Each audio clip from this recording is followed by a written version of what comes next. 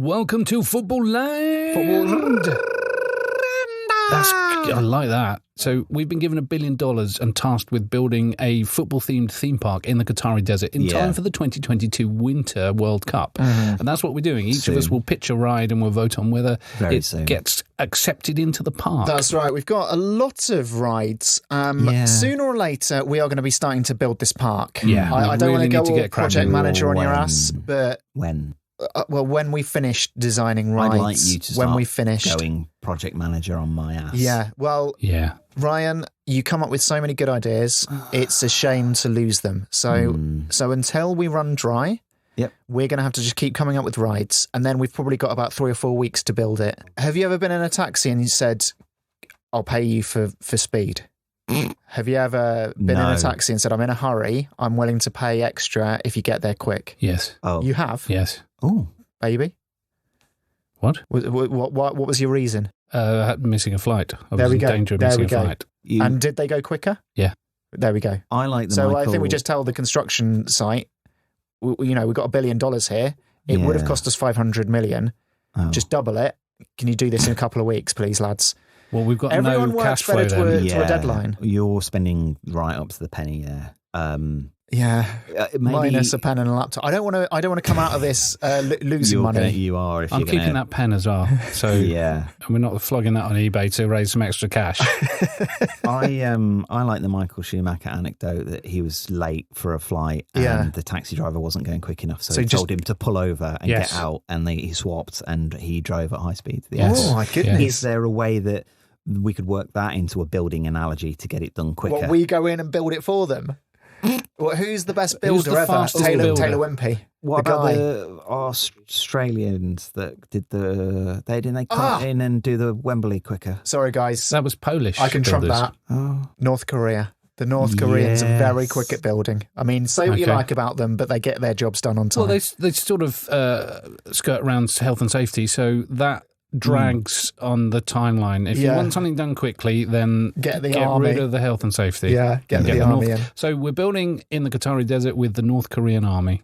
Let's do it. Nothing dodgy about that. Let's get on with it then. All right, let's have a jingle. Here's the North Korean style jingle. Glorious leader said to us, build football land, football land, football land. Build football land. So I'm going to kick things off with Ronaldon't, which is a ride, and it is a ride. It's a roller coaster, but an interactive roller coaster in which you have to strive to be as un-Ronaldo-like as possible. Okay. So we've featured the second greatest footballer alive today many, many times. We fired him into space. We fired him into space, and I think this should end in a similar way, but I'll come to that. So without wishing to go too far down the nostalgia path, this is based on an 80s board game that I played a lot, and I've only just started to reevaluate this game. It's called The Game of Life. Does this ring any bells? The dice in the middle with the dome.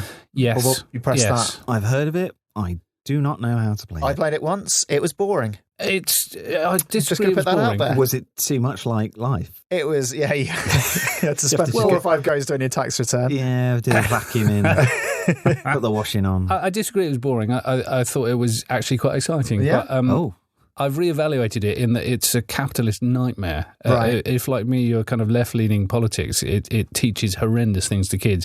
Just a quick summary of what the game was.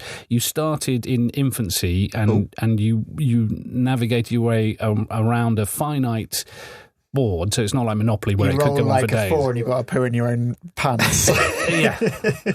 But you end in the retirement home. Okay. Blimey. Or Millionaire's Mansion. Don't remember any of this, yeah. So you start in infancy and very quickly you are making decisions about the rest of your life. You can choose to go to university, which was a separate loop, and where you landed in the university squares would depend on what your job was going to be and what your salary was going to be. This just sounds like the Tory manifesto. Well, yeah, it kind of is. Very Thatcherite game. It was a completely Thatcherite game.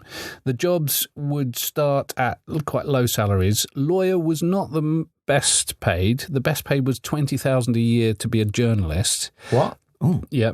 But if you overshot that, and it was easy to overshoot, you just became a graduate and your annual salary was $6,000 a year and there was not a thing you could do about it. You couldn't increase that in any way whatsoever. And that was your salary for the rest of the game? For the rest of the game. Blimey. So you would regularly pass payday and whatever job you had would be what you stocked up on. You could still win by just being a graduate, but it sort of taught people don't be a graduate. They're pointless and waste of money. Yeah.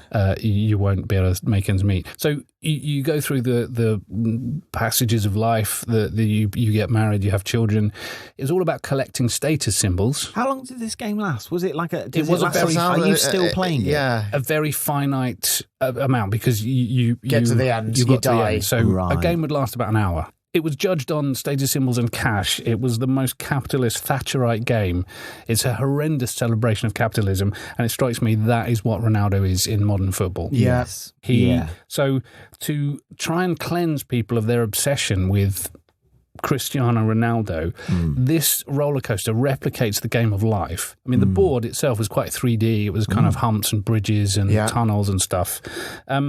So you've got to make a set of rapid-fire decisions to do the opposite thing that Ronaldo would do. Well, so you're controlling a joystick on the cart and you're going left and right and up and down. Yeah, there's regularly left and right things. It's going to be a really complicated roller coaster to build. But well, we haven't got much time. We might as well make a really complicated roller coaster. The London Underground people, they really know how to. They do know how to. A kind of it is the most complex underground system of any capital city. Yeah. So a series of decisions that allow you to do the most un-Ronaldo-like thing. You'd only join shit clubs, wouldn't you? You'd only join shit clubs. You would probably not work out relentlessly and take pictures of yourself on Instagram. Eat whatever you wanted. Eat whatever you want and don't use your children and wife as sort of a board accessory. Yep. Have a very small, cramped house. You probably wouldn't even be a footballer. No, you have to be a footballer. You have to, because it's football now. Could you be Sunday League, maybe? Steve Claridge? Steve Claridge was technically a footballer. Yeah, no. I'm saying he was a footballer. I'm trying to think of who's the least Ronaldo-esque. Royston Drenthe? No, I think you're maybe more. Claridge is more. You're on the right track because he's sort of not overly bothered about his appearance. Isn't there a case? He joined any club he wanted to, basically. Well, but that's only taking one aspect of Ronaldo. Because isn't there a case for saying Gary Neville is the antithesis of Ronaldo in that he uses his celebrity status for very left-leaning political rants? Some would say, or he prioritises things that are genuinely important in a way that Ronaldo doesn't. The most important thing in Ronaldo's world is Ronaldo. And so all his sponsorship deals, like one of the many, these are rapid fire decisions, by the way. It's going to be really hard. Have you? Yeah, right. Left, right, or centre. So you've got an iPad, and you're just like firing in buttons. You're not really. Is it just one person in the cart? Yeah, individual carts, but powered through like 100 a minute. It's really that fast. Yeah. So you're given choices that you've barely got time to read. Yeah. And I would suggest we don't get the people that made the Underground to do that infrastructure because there's point failures all the time. And if we have 1 point's failure on this, people could get horribly hurt. Well, when does that stop us doing anything else in Footballland? Well, normally we do it intentionally. We like to be deliberately that's true. The cause of death and injury, whereas this, it takes it out of our hands. And legally, we're in a dodgy area then. If we kill people on purpose, then there's not a damn thing the law can do about it. Uri Geller can say he claimed it, but I don't think Uri Geller can claim a points failure. No. Well, in terms of sponsorship, would it be the most un-Ronaldo thing to just turn them all down, or would it be you would be the best Ronaldon't if you did things like Amnesty or Greenpeace?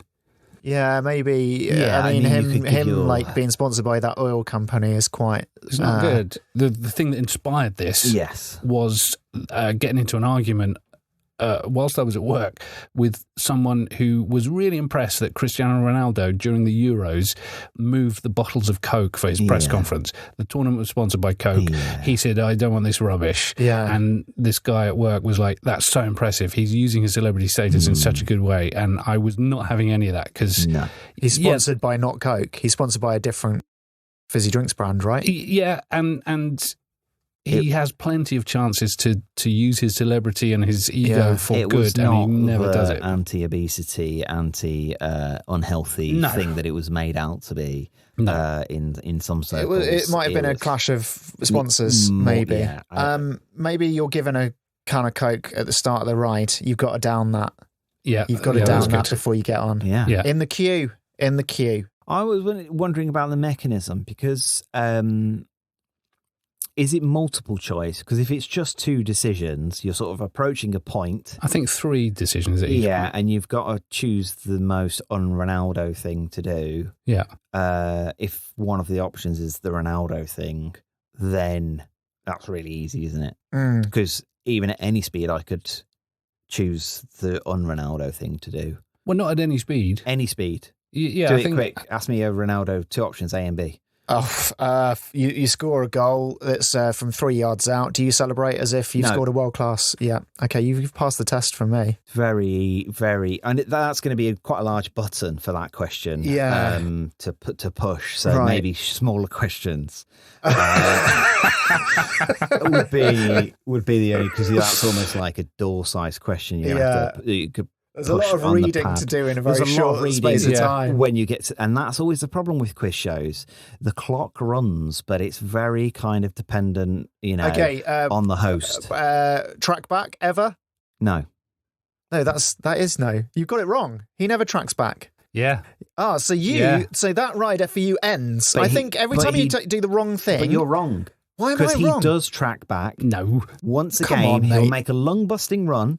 So that it makes a compilation, and I've watched that compilation very recently on Twitter because and it had the tweet on it that said, "Who said he doesn't track back?" Yeah, the tweet was, this is Ronaldo's fault, and then it was just a compilation of Ronaldo. Basically, I think Fred had done a wayward pass. It was going out for a throw. It was terrible. Going out, and Ronaldo basically made a lung-busting run to keep it in. Right. He does that sort of thing every now and then. So, and then he'll turn and wink to the camera like, go like that to Fred, like saves you there. My most annoying thing I've seen of Ronaldo was when I went to the Euro 2016 final at the Stade de France, and I could see, firstly, he got a moth landing on him. Yeah. Let's not forget that. That was brilliant. Yeah. That was horrific. I defy anyone to survive the trauma of that. There were moths attacking us in the stands, honestly. But when he came off injured... Attacking? Being slightly irritating. Slight flapping. The most annoying thing was when he got injured and then he started managing from the sidelines. I saw that in real time. I was actually watching, the game was so boring. It wasn't a great game. I was watching him constantly just on the sidelines, pointing to his players and while on crutches, I think it was, just telling them what to do. Well, because of the moth. The moth had injured him that badly. He needed crutches. Attacked him. How did he get crutches so quickly? I know. He's Ronaldo. I know. Do you think he's always got his? Do you reckon they were CR7 branded crutches? You can have some crutches, but they're made by Coca-Cola. I don't think anything he wears or touches is not branded. He's got a fragrance. Smells like greatness. Yeah. Greatness. I think that once you get the wrong choice, as obviously it's controversial with that question I asked Ryan, once you get the wrong choice, your ride ends. Ooh. We can't have anyone enjoying the rest of the ride if they get it wrong. That's true. I thought about catapulted straight into the gift shop that you got points for each time you did the un-Ronaldo thing.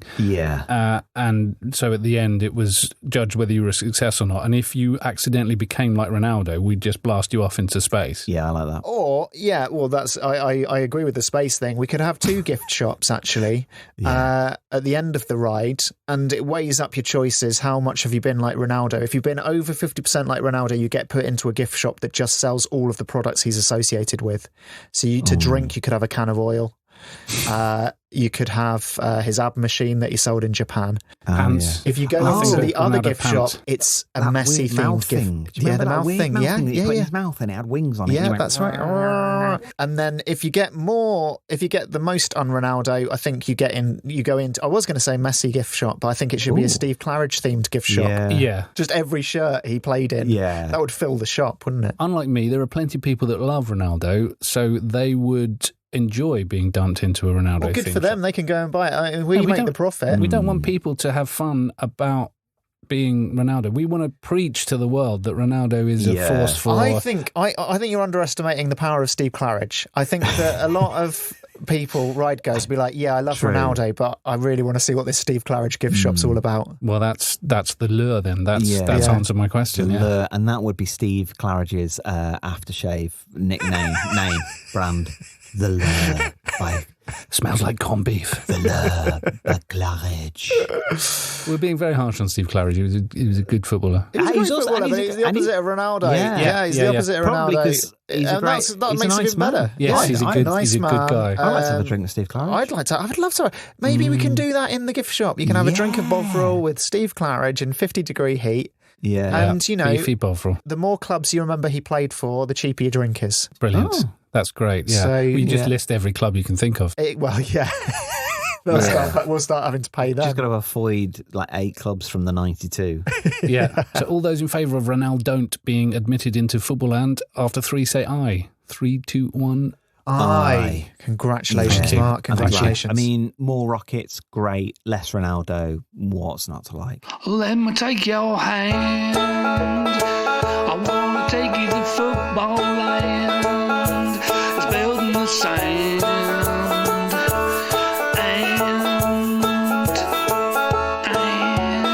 And I'll run out of lyrics. Gentlemen, I've got an idea for a ride. Like Mark's, it's a roller coaster. Oh, two in one app. Wow. It's the Frank Lampard Lol-lercoaster. That's LOL. Laugh out loud. Yeah. Or lots of love, as my mother-in-law thinks. Yeah. Lots of love reminds me of... Remember that time on the One Show, Adrian Charles and Frank Lampard's wife had like a bit of a flirtatious relationship. And for a while people thought maybe he's going to go out with Caroline Bleakley. Can't remember what her name is. But anyway, Christine Bleakley. She then chose Frank Lampard. And I always think... What a choice. Adrian Charles or Frank Lampard. Yeah. She chose well. No disrespect to Adrian Charles. No disrespect. So Frank Lampard, any interview, you all know, come on, everyone knows this by now, starts off with a joke, very light, and then has a chuckle and then immediately turns serious, but seriously. So very light chuckle and then seriously. He's basically a meme now. That's why he had to stop managing, because he just turned into a meme. Well, he was inspired by Phil Collins. Yeah. Phil Collins' albums were laugh-a-minutes for years. So he felt the need to release an album called But Seriously. Yeah. Because everything else has just been solos. Is that fucking about, not giving a shit, being really frivolous, and then it's like, no, but seriously. Yeah. Is that but with 2 T's? But serious. Nicky Butt seriously. I wish, Nicky Butt on backing vocals. Oh. Imagine, so that, sorry, we'll come back to your right. That cover is an iconic Phil Collins peering out the darkness. Imagine, and he's just done an updated version where he's older peering out the darkness, which is such a freaky idea. Imagine if it was Nicky Butt. Or it was him, but then you lighten the image and you did see Nicky Butt was there all the time in sort of the top corner looking up. Or you zoom in really close and Nicky Butt is reflected in both pupils. Do you want to know the weirdest thing about Nicky Butt? Go on. And this is gonna, because I'm not a hideous looking gentleman. I'm not disfigured. You're a fine-looking man. Thank you. I wasn't fishing with compliments, but I need to set this up. My wife's teenage crush was Nicky Butt. Oh my goodness! Probably the only girl in the UK. Yeah, that's quite odd. I think Darren Anderson as well. I think though, if you're gonna have a teenage crush, make it on someone who's available. Not that Nicky Butt would have been dating teenage girls. Efficient. All I'm saying is the playing field. There's no competition. She was very smart. It was almost like a Beautiful Mind moment. Yeah, she was like, right, if she goes for Beckham, she goes for Giggs. Yeah, I'm going for Butt. It didn't even go. I'm going for Butt. I've heard is her catchphrase. Yeah. And she wrote it on a window. Yeah. So Frank Lampard, all the way up, all the way down. Perfect roller coaster. Yeah. You go all the way up. Old school. Laughing. Put laughing gas in your. You've got you've got gas masks. Oh, you go gas masks on the Frank Lampard roller coaster. Yeah. So you're pumped full of gas. Pumped full of fun gas. Yeah, funny gas. What's it called? Laughing gas. Yeah. Funny gas. Funny gas. We are street. We're down with the kids. We know the terms. You've got any funny gas? You go up, laughy, and then at the top, you're told, I think the ride must stop, and then someone tells you an incredibly sad story. Oh. You're in a terrible mood for the rest of the downward trajectory. So either your partner's, I think maybe you've got earphones in and you've got laughing gas. You're almost like you're like a pilot. You're like a World War II pilot. You're putting on a full-on oxygen headphones helmet thing. Yeah. Yeah, we could ruin the mood quite easily by you get to the top after all the funny gas. You get to the top, and then there's an announcement in your ears. You've got a 2 in 10 chance of not surviving this. Because although Frank Lampard goes from 0 to 60 in a millisecond, he goes from extremely laughy to but seriously very quickly.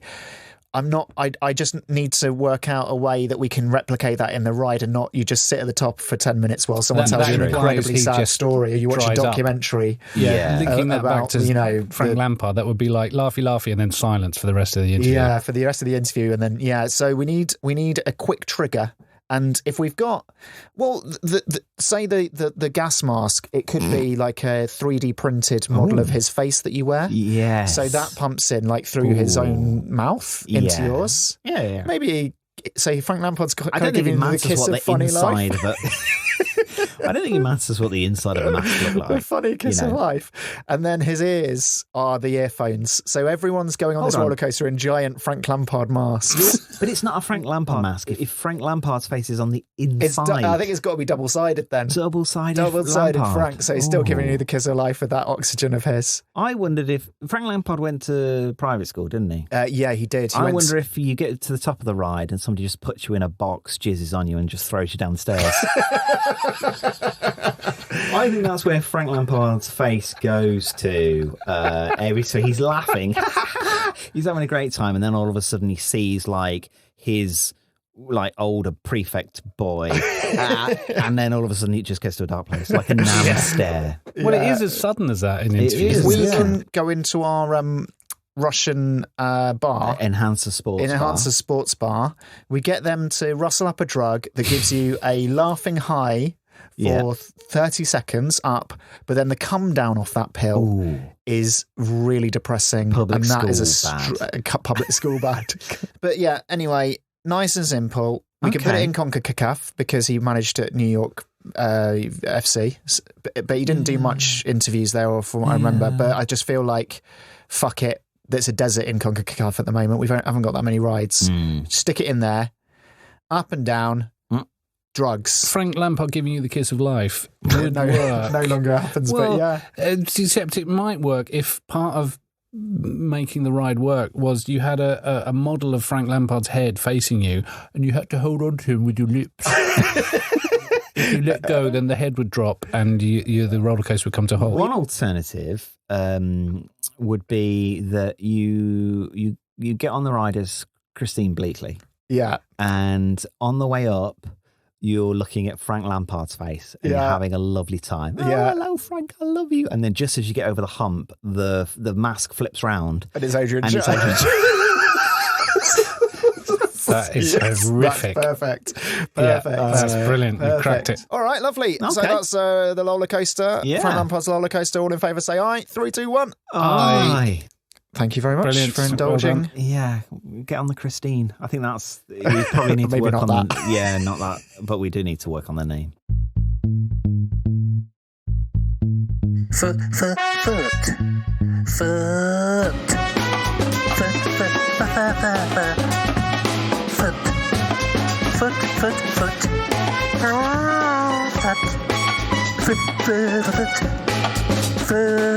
Footballland. Ryan, what have you got? It's called Chris Kamara's Adam Lallana Saeed Benrahma on Llamas. Wow. Gosh. Yeah. Now, it's a bit of a mouthful. Yeah. Getting close to having to actually build this theme park. I'm looking at the gaps. And what I realised is we don't have a park manager. No, it's true. And we do need a park manager. We do. Every park needs a park manager. And so I am proposing that we employ Chris Kamara.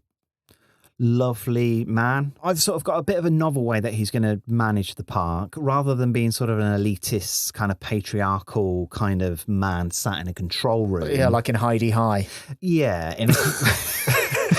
Sort of. I'd love it if he was part of the cast. Yeah. So rather than sitting in that room and behind monitors and looking at problems, he wouldn't want that. He is going to get out there on the shop floor with the plebs. Of course he is. Yeah. And there's a thing you hear in football now these days. The managers talk a lot about being proactive. Yeah. Front foot. Any issue, any kind of... the reason why a team gets defeated these days is because they were reactive. Yeah. On the back foot. Yeah. And so Chris is going to be out and about with the people, with the punters, and he's going to be listening out and watching for problems. Right. And he's got a team to help him because he can't deal with every problem himself. And so he's got a team of 2 similarly rhyming men. Yeah, totally by coincidence. He's got a team of 2, and they are Adam Lallana and Saeed Benrahma. And they are basically on a set of stairs. Okay. What, like with wheels? Like you can wheel that stairs anywhere? Maybe I was going to say no, but yeah, I think they're like you get on an aeroplane. That's or Arrested Development, the car that they drove around. With the stair lift, absolutely. Because I think that it's a bit like an ambulance. Ambulances like to deploy themselves in the epicenter of, or like not in the epicenter, like in the center of being able to get to places quicker. Oh yeah, you see an ambulance in a lay-by, or an ambulance in a random car park, and it's so that they can get to hotspots quicker. So they're a bit like that, and they've got a good vantage point. Yeah, and basically. Why Adam Lallana and Saeed Benrahma? Now, you very cynically said because they have very similar sounding names. No, I just said that as a coincidence. But it's actually because they're very smiley. Oh, that's true. Yes. It is true, yes. Saeed Benrahma is very smiley, and Adam Lallana is very smiley. They're 2, and so is Chris Kamara. And they're kind of the gents that they'll miss a shot. Yeah. They laugh it off. Yeah. They smile it off. Yeah. And fans love that. When you see when a player miss a chance to level. A chance. But I think we may have done away with the llamas. Oh, right, already? We might have done, because you've put the stairs on wheels. Oh, well, we could put a llama up on the stairs as well. They could ride a llama on a set of stairs. But I had a problem with the llamas anyway, because they're not the friendliest of animals, and I think they also don't like the heat. Right. I think that's maybe why they have those kind of like shaggy coats, those alpaca-y coats. Oh, gosh, yeah, they'd frizzle up to a crisp, wouldn't they? And I was trying to avoid... I was llama dead llamas ridden on by. Yeah, I mean, Lallana and Benrahma would be, just so busy shifting dead llamas that they wouldn't get around to actually solving the punters' problems. Do you know what Lallana's wife is called? Alana? It is, yeah. Lallana. You are kidding me. Alana Lallana on a llama. We've got to get her involved in this somehow. And I think that, maybe, yes, stair lifts, we can get rid of the llamas. And the only reason I was avoiding having them dressed in pyjamas was I was worried about a lawsuit. Okay. From the makers of bananas in pyjamas. You were worried about who? From the makers of bananas in pyjamas. Who are you putting in a lawsuit, in pyjamas? The llamas? You just got lawsuit confused with pyjamas. I'm really glad you're not a lawyer. You're putting your kids to bed in a lawsuit. Come on, brush your teeth. Get your lawsuit on. Do you think a lawsuit is an actual thing it should be what barristers wear. That you wear. The robes, that should be called a lawsuit. You can only put so much detail that will fit on that suit. And your assistant barrister or whatever they're called reads it off your suit. Shirt. Yeah. You have to raise your arm so they can see your armpit. There's a bit of small print under there. Steaming into an evil corporation shouting, I'm going to bring a pyjamas against you. Yeah, and so very proactively, Chris is there. He spots a problem. He radios to Benrahma and Lallana, who come running down the stairs. Right. Now, again, I was getting a bit worried because bananas in pyjamas, they chase teddy bears. They did. But actually, what I what I remember of Bananas in Pyjamas is they didn't really chase teddy bears. What the Bananas in Pyjamas, B1 and B2, very smiley, always smiling, only had one emotion. Yeah. What those bananas did was they listened in on the teddy bear's problems, and there was a rat in a hat, I think. And they listened in on the problems, and they quite often got the wrong end of the stick. Yeah. And that was kind of my inspiration for this kind of proactive Chris Kamara managerial problem that we've got at the park. Yeah. And I thought, let's be better than the Bananas in Pyjamas. And I was trying to avoid pajamas. Ah, sure. So I wanted rather they were a fucking liability. Those bananas. They were irresponsibly unintelligent. They were. They didn't ever pause to think. No, they were just straight on it. The bear's got pink spots on it, and they think that they got turkey pox, rather than realising that the bears were painting a pink fence. Yeah, really obvious. Idiots. They were Stupid just idiots. so quick. So you're going to say that Lallana and Benrahma are going to come to the wrong conclusion with every problem in the park? Because Chris Kamara, famous for missing stuff when he was doing his reporting on Soccer Saturday. Yeah. Is it Jeff? Is it Jeff? Is it Jeff? Is it Jeff was one of his catchphrases. And coming up with completely the wrong metaphors as well. Yeah. Fighting like beavers is a brilliant phrase. This is his second chance, and I'm really I like Paul Merson. Yeah, we had this with the Go On My Son, and so I'm kind of seeing problems in the park. I'm seeing holes that we've got, and I'm giving second chances to very. That's so nice of you, altruistic. Nice. And then I've involved very smiley footballers who the punters will love. Yeah. And now they're in pajamas. And they should definitely have footsies. Yes. In those pajamas. Yeah. That would be adorable. That would be adorable. I've misplaced my wallet side Benrahma in a onesie pajama set. Is with that footsies. so? People will be walking around the park, and then they're just going to be like pointing up at the sky with their partner and be like, "Is that Adam Lallana up a set of stairs? Yeah, dressed in a lawsuit." So, if you've got a problem, you've got to go and shout up some stairs. No, they don't have to, because Chris Kamara is walking around, missing everything. Maybe, and there is a risk there. And if he does, it's fine. It'll probably be caught on CCTV. It'll give us some great content and promotion for Footballland. It'll be huge on social media, and everybody will want to come. And they might even start creating their own problems so that Chris kind of has more opportunities to get things wrong. But we'll laugh it off. Because he's smiling, Lallana's smiling, Benrahma's smiling. And I did want to originally get the Dalai Lama in this, but I can't find any way of getting him in other than he's also very smiling. And I looked at his Wikipedia, Dalai Lama, and he's only played semi-professional football. Yeah. Played for Guiseley. So, no, I don't think he'll be quite high profile. Is he an outfield player? He played a left back. Oh, interesting. Bombing up and down. Yeah, bombing up and down. I thought originally he could be at the top of the stairs, and they go to him for counsel. Yeah. So Chris spots the problem, as we've already identified. Chris isn't very... Spots a lot of the problems, but not all of them. Yeah, he doesn't spot all of them, and he gets them kind of confused, as you said, Mark, with the metaphors. And so Lallana and Benrahma they're aware of this. And so they go and consult the Dalai Lama, rather than take Chris's word for it. Sure. What is the point? But I thought that could we not just bypass Chris Kamara then? But then Lallana and Benrahma have got to be looking for the problems, and they're stationed on the lift. Yeah, we need Chris Kamara to fuck things up first. Yeah, I don't know if the stairs got too high, they'd be tired by the time they got down the stairs to actually solve the problems. So basically, if you're Adam Lallana or say Benrahma, you're going to forever be going, there's someone shouting at me down there, so you clump all the way down. Yeah. Sorry, what was that? And they say, there's a problem, and you have to go back up and have a look and see if it was or not. Well, consult the Dalai Lama, and that's why I got rid of the Dalai Lama and just got a llama. Right. Because then they wouldn't get tired going up and down the stairs. Yeah, because you could ride the llama down and up. Because the llamas are very, unlike horses, they're a bit more adept at going up and down the very sort of mountains. Are you worried that they've got too shaggy a fur? Just shave them. We've already shaved a load of dogs. We did shave dogs. Shave them, put some SPF 50 on them. We could sell the wool, because alpacas, people do like that kind of fancy wool. Sort of cashmere. Sell it to our John Watson sheepskin store. Oh, yeah. It's all linking up. But I don't want to lose Chris. No, okay. No, fair enough. You can knock Chris about with a microphone. Chris is Could he be the Dalai Lama?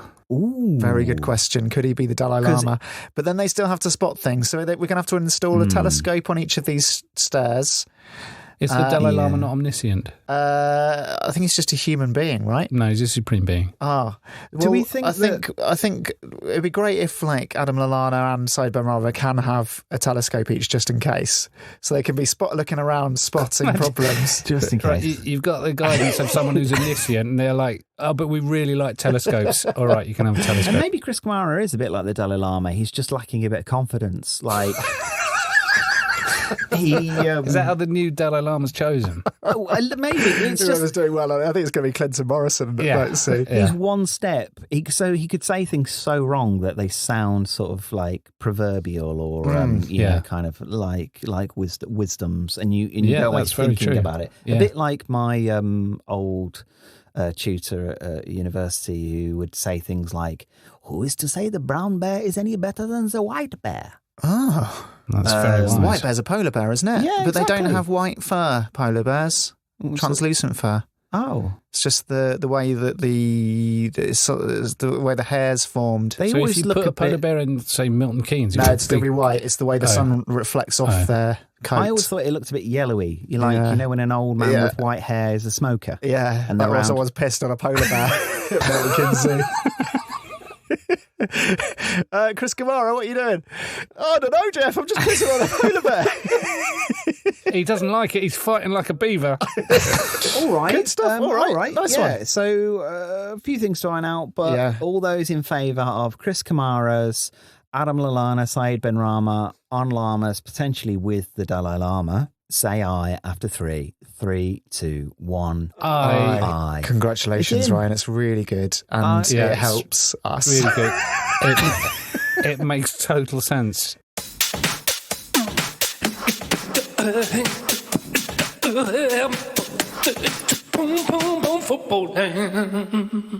What a lovely meeting. Lovely. It's lovely. We've got 3 more attractions for Footballland. I'm starting to think we put the price up for the ticket because we've got so many rides from £30 to £35. I think £35 still sounds quite low. I think, football shirts these days, they're £55.60, aren't they? 55, 60, 65 if you go for the pro shirt type thing. I reckon we could put 50 quid on this. 50 quidder for adults. 50 quid for adults. 50 quid. Okay, agreed. Yeah. All right. Lovely. All right. See you next time. Footballland. Bye.